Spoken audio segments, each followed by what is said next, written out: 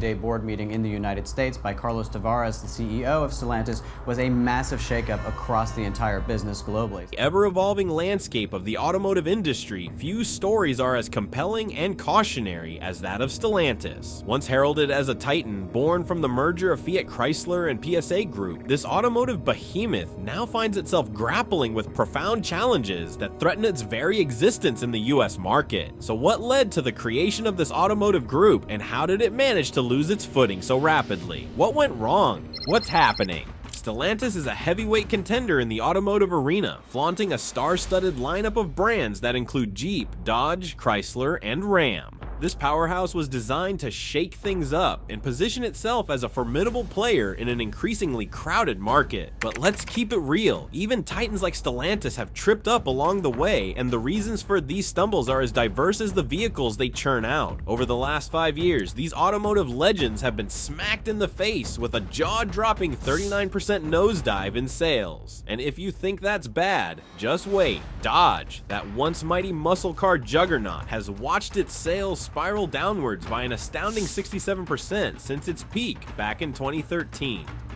Jeep, the tough-as-nails off-road icon that used to command the roads, has also taken a hit, experiencing a hefty 44% decline in sales since 2018. Can you believe it? In 2023, they barely managed to move a measly 642,924 units, their lowest sales figure in over a decade. The real kicker is that the aftermath of these plummeting sales figures is no joke, folks. Dealerships are in a tight spot, feeling the pressure as potential buyers are venturing elsewhere for their automotive needs. The excitement surrounding a fresh new vehicle launch, once a thrill fest you simply couldn't miss, is vanishing at breakneck speed. So what's really behind this downward spiral? Let's dig into the nitty-gritty of the situation. But before we dive deeper, do me a favor, take a moment to like this video and subscribe to our channel. Trust me, you won't regret it. Reckless pricing strategies. To understand the situation, we need to travel back to 2021, when Stellantis first emerged on the automotive scene. At the time of its formation, the company was brimming with ambition and optimism, believing that an aggressive pricing strategy across its key brands, Jeep, Ram, and Chrysler, would keep consumers coming back for more. The thought process was simple. If profit margins are strong, consumer interest will naturally follow, right? Well, that belief quickly turned out to be a classic case of overconfidence. Between 2021 and 2023, Stellantis raised prices significantly across models, even launching jaw-dropping vehicles like the $100,000 Jeep Grand Wagoneer, an investment that many potential buyers found simply unaffordable. This strategy may have stemmed from a misguided sense of pricing power, as highlighted by analysts at Bernstein. They noted that Stellantis' unwavering confidence in keeping prices high while failing to adjust to shifting market conditions made them dangerously vulnerable. They left themselves wide open to competition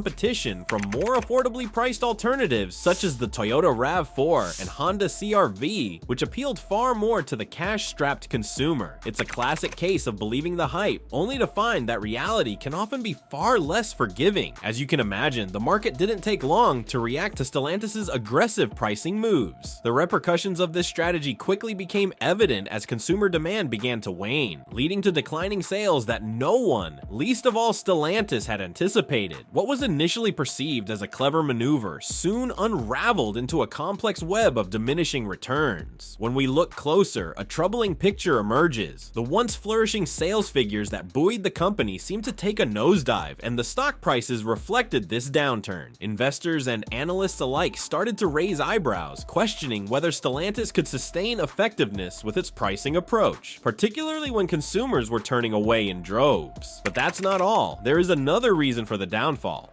Overproduction. During the pandemic, Stellantis made a bold move, ramping up production to fill dealership lots to the brim. But then, in an instant, the landscape shifted dramatically. Demand vanished, leaving them in a precarious plight, effectively drowning in a sea of unsold vehicles. Over 1.4 million cars now sit stagnant, collecting dust, a haunting reminder of their miscalculation. To compound this issue, many of these aging models have lost their appeal, failing to resonate with today's discerning consumers who demand innovation and relevancy. As the auto market evolves, especially within fiercely competitive segments like mid-size SUVs, Stellantis brands are witnessing their inventory linger on dealer lots far longer than the industry's accepted norm.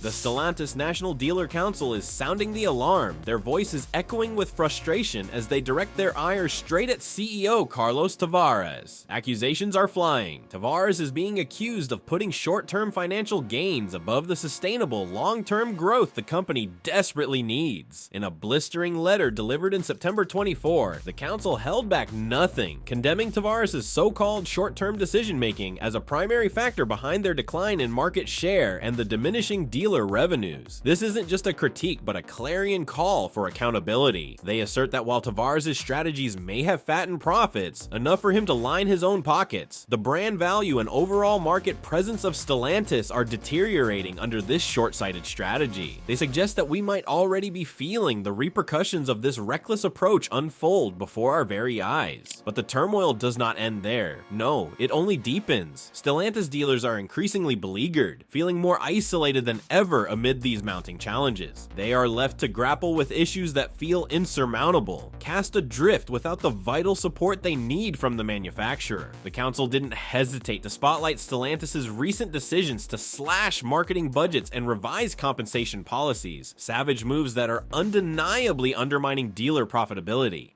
So what is the fallout? It's becoming a grave reality that many dealers are now buried beneath a mountain of unsold vehicles, and the financial strain is spreading like wildfire through the entire dealer network. The council underscores a significant concern. While Tavares' strategies may have successfully inflated profits, possibly enough to line his own pockets, the fallout is inflicting severe wounds on the brand's overall health. They claim that this short-sighted approach is deeply damaging the fundamental brand value and market position of Stellantis. Even more alarming, they warn that the adverse effects of this trajectory may already be unfolding before our eyes, and the consequences are far from appealing. Yet there's a darker cloud, ominous and looming, casting shadows over the future. The circumstances for Stellantis dealers are deteriorating alarmingly fast. Many of these dealership owners are feeling increasingly isolated and overwhelmed, wrestling with a multitude of challenges without the critical support that could help them build resilience during these trying times. The council has sharply criticized Stellantis for its reckless decision to slash marketing budgets and adjust compensation policies. These drastic changes are directly impacting dealer profitability, amplifying the already formidable pressures they face. We are witnessing a distressing trend. Numerous dealers are now buried under a crushing avalanche of unsold vehicles. The financial strain is permeating the dealer network like a quiet but persistent leak, morphing from a minor inconvenience into a terrifying obstacle that threatens stability. Just when it appears that the situation couldn't spiral any further, whispers of impending layoffs and potential plant closures are heightening anxieties about the long-term viability of Stellantis' North American operations. Recognizing the swift tempo at which the automotive landscape can shift is crucial. Stellantis' decision to escalate production made sense during a pandemic-born buying frenzy. However, the abrupt collapse in demand has plunged them into a harsh new reality. Once hailed as stars of the showroom, these models have now morphed into obsolete inventory, vehicles that resonate with neither contemporary aspirations nor the demands of today's grassroots consumer. The midsize SUV segment has undergone a metamorphosis, with competitors aggressively refining and advancing their offerings. Stellantis now faces the terrifying prospect that as the market continues to evolve, their vehicles risk slipping into irrelevance. It's akin to standing still while competitors race ahead. The rapidly changing consumer preferences, driven by an insatiable appetite for innovation and modernity, have completely caught Stellantis off guard. Ironically, the very strategies that once propelled profits are transforming into weights, dragging the brand down. If Tavares and his team persist along this misguided path,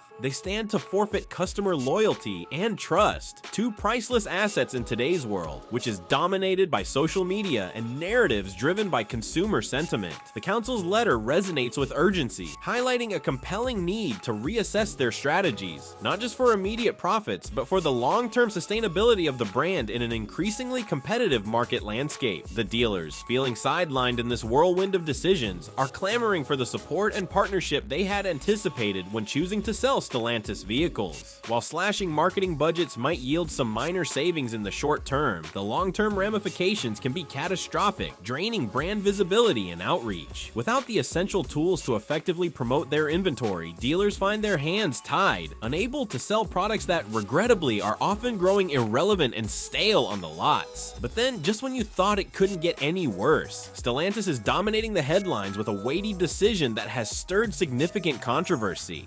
The cost of survival. Stellantis are set to lay off workers at their Sterling Heights assembly plant in Michigan, a move that has sparked intense discussions. The layoffs, scheduled to take effect on October 1 of 2024, will impact 177 seasonal supplemental employees and 14 full-time union workers. The company cites tough external market conditions and a pressing need for operational adjustments as the primary drivers behind these cuts. However, we can't overlook the deeper implications simmering beneath the surface. This situation is about far more than just a few numbers and dates. Let's peel back the layers to uncover why Stellantis is resorting to these drastic measures. The automaker asserts that these layoffs are part of a comprehensive strategy aimed at enhancing their operational efficiency. As market dynamics grow increasingly hostile, Stellantis finds itself scrambling to shield against external pressures while striving to maintain affordable pricing for its vehicles. This extensive process encompasses a meticulous evaluation of manufacturing across various facilities.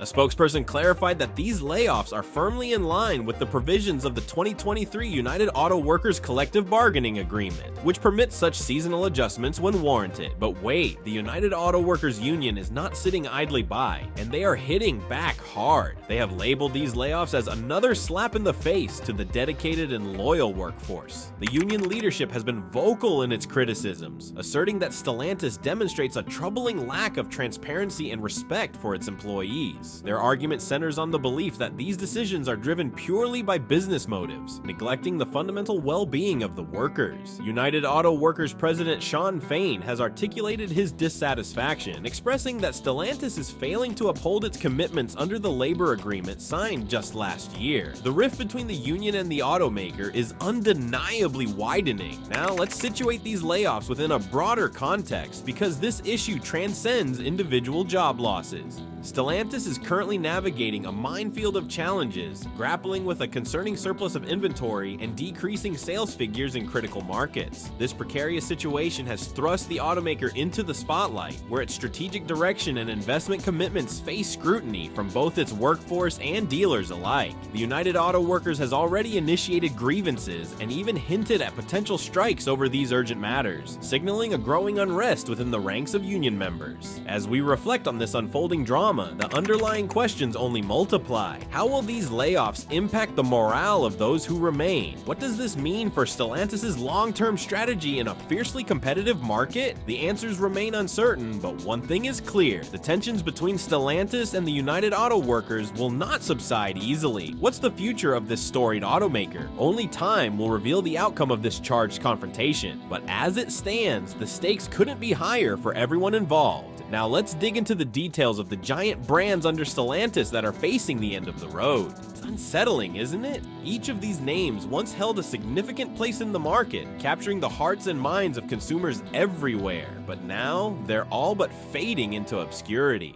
Jeep. Remember when Jeep reigned supreme as the king of the automotive jungle? A brand synonymous with adventure, it was the go-to choice for thrill seekers eager to conquer rugged mountain trails or cruise across sun-kissed deserts. Those glorious days, however, are fading faster than the tire tracks left behind in the shifting sands of time. The stark reality is that Jeep's sales figures have plunged into a gut-wrenching nosedive, plummeting a staggering 12% in just a single year. This isn't just a minor misstep, it's a full-on faceplant, a breathtaking spectacle that leaves industry watchers gasping for breath. Picture this bleak scenario: being the last kid picked for dodgeball, an experience all too familiar to Jeep in today's car sales battleground. Jeep now languishes at the very bottom of the growth chart, while a fleet of 32 rival brands speeds past, leaving Jeep shrouded in a cloud of choking dust. Can you imagine a rugged Wrangler hopelessly trapped in thick mud while all the other vehicles zip down the highway? It's a painful sight, one that starkly emphasizes Jeep's dismal predicament. Now, let's let's meander through a typical Jeep dealership. Instead of the lively buzz of eager customers kicking tires, eyeing the latest models, and taking heart-pounding test drives, you'll find a disheartening sight, rows upon rows of shiny new Jeeps simply sitting there. Yes, you heard that correctly, gathering dust like forgotten relics in a museum, rather than bustling vehicles on the path to glory. And let's not sugarcoat this, dealers are fuming mad. They are not merely mumbling complaints, they're practically shouting from the rooftops about how Stellantis has completely dropped the ball on this one. Speaking of Stellantis, their financial outlook resembles a murky storm cloud, swelling ominously on the horizon. The company has slashed its profit forecasts quicker than you can utter check engine light, leaving everyone stunned and reeling. We're witnessing a jaw-dropping drop from once glorious double-digit projections down to a meager 5.5 to 7% margin. Stellantis is gearing up for a cash flow nosedive that might plunge to a staggering negative $11.14 billion. And just when you thought it couldn't possibly spiral any further downward, enter Jeep's recall crisis, which is heating up faster than a sweltering summer in Death Valley. A shocking 194,000 plug-in hybrids are now at risk of battery fires, transforming those gleaming vehicles into potential fire hazards. Talk about a brand's reputation literally going up in flames. Dealers are feeling the intense heat on multiple fronts, with their lots overflowing with unsold vehicles, so much so that they could practically establish their own off-road adventure parks. They aren't bashful about expressing their frustration. It resembles an explosive family feud playing out for the world to witness, and believe me, this chaotic scene isn't pretty. Chrysler is currently embroiled in a tumultuous storm of challenges, and let me tell you, it's not just an average bump in the road, it's a full-blown crisis. The company finds itself in serious decline, struggling to stay afloat in a competitive ocean. This predicament arises from an alarmingly limited vehicle lineup, combined with a myriad of hurdles that accompany today's fast-paced, ever-evolving automotive landscape. You might struggle to believe it, but Chrysler's offerings have dwindled down to a mere 2 models, the Chrysler 300 sedan and the Pacifica minivan. This shocking reduction raises enormous red flags about the future viability of Chrysler in an industry that thrives on constant innovation and a diverse range of options. Now, let's dissect this perilously limited vehicle lineup for a moment. When you examine what Chrysler has to offer right now, it's downright concerning. The available options boil down to just the 300 and the Pacifica, nothing more. This lack of diversity in their lineup doesn't just restrict consumer choice, it positions Chrysler at a considerable disadvantage against competitors flaunting a far broader array of vehicles. The automotive world has undergone a seismic shift. SUVs and crossovers have seized the spotlight, leaving traditional sedans like the Chrysler 300 floundering in the dust. Yes, the Pacifica boasts family-friendly features, comfortable seating, and innovative design, but let's get real. The sales for it are nowhere near robust enough to keep the entire brand afloat on its own. Now, let's discuss the pricing situation, which is certainly raising eyebrows among consumers. Chrysler's existing models are starting to feel overpriced compared to their rivals. Take the Pacifica as a prime example. While it garners praise for its outstanding family-oriented features and thoughtful design, many buyers are gravitating toward alternatives like the Honda Odyssey and Toyota Sienna. Why is this happening? It's simple. The latter options are often seen as significantly more affordable and value-driven. This misguided pricing strategy complicates Chrysler's ability to capture the attention of budget-conscious consumers, especially when a plethora of appealing choices exists at more wallet-friendly price points. Adding another layer to this troubling trend, there are whispers circulating that the brand's internal strategies are in utter disarray. Revitalization proposals that have emerged from within Chrysler appear to be falling on deaf ears at Stellantis, the parent company. This unfortunate situation raises alarming concerns about the absence of strategic foresight. Industry analysts and insiders are buzzing with innovative ideas on how to breathe new life into Chrysler's aging lineup. Proposed solutions range from diving headfirst into the electric vehicle market, an area teeming with untapped potential, to rolling out new models that align more closely with the evolving desires of today's discerning consumers. As Chrysler navigates these tumultuous waters, the glaring questions remain. Can they adapt and innovate fast enough to regain their foothold in an unforgiving market? Will they find the vision and tenacity to reconstruct their once storied brand? The clock is ticking, and unless significant significant changes are made, Chrysler may find itself lingering on the sidelines while competitors charge ahead. A reckoning is looming, and it remains to be seen whether Chrysler can reclaim its place in the automotive arena or be left as a cautionary tale of what happens when innovation falters and complacency sets in. Ram. The Ram 1500 Classic has been officially removed from the lineup, and let me tell you, this isn't just a trivial change, it's a colossal shakeup. This truck has long been the go-to choice for budget-conscious shoppers seeking a solid, reliable pickup without the financial strain. Now that the Classic is no longer an option, buyers are confronted with the staggering starting price of the new 2025 Ram 1500, which kicks off at an eyebrow-raising $42,270. That's a significant jump from the previous entry-level price of around $40,700 for the Classic. This leap leaves those hunting for a more affordable option in a tight spot, as there's no longer a wallet-friendly entry-level truck available for them to consider. Let's unpack what this means for actual affordability. With the absence of the Ram 1500 Classic, there are genuine worries about the overall affordability of the Ram lineup. The new and elevated starting prices, coupled with a complete lack of lower-cost alternatives, means that consumers with tighter budgets are now feeling the squeeze more than ever. Faced with limited options, they might be tempted to explore competitor brands that can offer better entry-level vehicles. This situation sets off a domino effect. If the options are too slim, it could very well drive potential customers away from Ram altogether. Now, let's dive deeper into the rising prices across the Ram lineup. Look closely at the latest model offerings, especially the 2025 Ram 1500, and you'll see these trucks are packed with high-tech features and a variety of enhancements geared toward elevating both performance and comfort. One standout addition is the new Hurricane engine family. This groundbreaking update introduces a twin-turbo inline-six engine designed specifically to replace the traditional V8, promising not just improved fuel efficiency, but also enhanced power output. However, with all this innovation comes higher prices across the board. There's always a trade-off. Let's dissect the pricing structure. The base tradesman model of the 2025 Ram 1500 starts at approximately $42,270. But believe me, this is merely the tip of the iceberg. If you have dreams of owning a high-end trim, such as the ultra-luxurious tungsten model, prepare yourself for a staggering price that can soar up to about $89,070. And if you're after some heart-pounding performance, the Ram 1500 TRX, the beastly off-road powerhouse, starts at a jaw-dropping $98,335. That's a serious chunk of change for a truck without a doubt.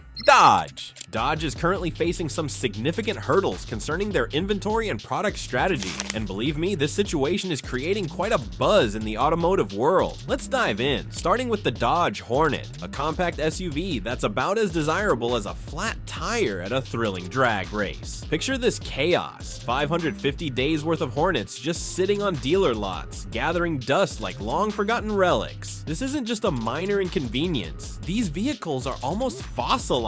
So what's behind this unfortunate predicament? The compact SUV market has become more congested than a freeway during rush hour, and the Hornet is struggling to keep pace with the relentless competition. Now, let's talk numbers. Over the past 45 days, Dodge managed to move a meager 1,283 units of the Hornet off the lots. To put that into perspective, that's like trying to empty the ocean using only a teaspoon. Dealers are now swamped with far more vehicles than they can handle, and it's wreaking havoc on their finances. Visualize this scenario. It's like paying the rent for a house guest who refuses to leave. That's exactly what these unsold Hornets are doing to dealerships across the nation. But wait, the drama doesn't stop there. Dodge is now trying to leap onto the electric bandwagon, aiming to transform their iconic muscle car lineup into a series of electric versions. They're phasing out well-loved models such as the Charger and Challenger for their new electrified counterparts. This transition feels a bit like swapping a delicious barbecue feast for a bland salad bar. Some folks might welcome the change, but many are left feeling ravenous for the muscle car experience they cherish. So how are the hardcore Dodge fans coping with this electrifying shock to the system? Let's just say they aren't exactly cartwheeling with joy. Numerous enthusiasts are worried that these new electric vehicles won't provide the raw power and spine-tingling roar that turned Dodge muscle cars into legends. It's similar to expecting a cute little kitten to deliver the same impact as a lion's powerful roar. Not even close, right? What's your thoughts on this? Let's know in the comments. Thanks for watching, and I will see you in the next video.